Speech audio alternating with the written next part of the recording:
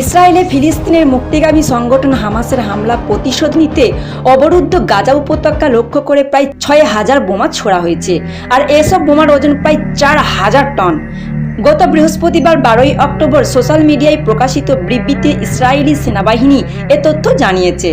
Israeli বাহিনী জানিয়েছে, গত শনিবার থেকে গাজায় ৩,৬০০টির বেশি লক্ষ্যবস্তুতে আঘাত হানা হয়েছে। একই সঙ্গে যতদিন প্রয়োজন হবে নিরলসভাবে আক্রমণ চালিয়ে যাওয়ার কথা জানিয়েছে তারা। ইসরায়েলি বাহিনীর এ নির্বিচার বোমা হামলায় এখন পর্যন্ত গাজায় ১,৪১৭ জন মানুষের মৃত্যু হয়েছে। এছাড়া ইসরায়েলিদের বোমার আঘাতে প্রায় ৬,২০০ জনেরও বেশি মানুষ আহত হয়েছে বলে জানিয়েছে ফিলিস্তিনের স্বাস্থ্য মন্ত্রণালয়। তবে শুধু বোমা হামলা নয়, হামাসের হামলার প্রতিশোধ নিতে গাজা উপত্যকায় সর্বাত্মক অবরোধ আরোপ করেছে ইসরায়েল। তারা গাজায় খাদ্য, ওষুধ, পানি, বিদ্যুৎ, জ্বালানি সহ নিত্য প্রয়োজনীয় সবকিছুর সরবরাহ বন্ধ করে রেখেছে।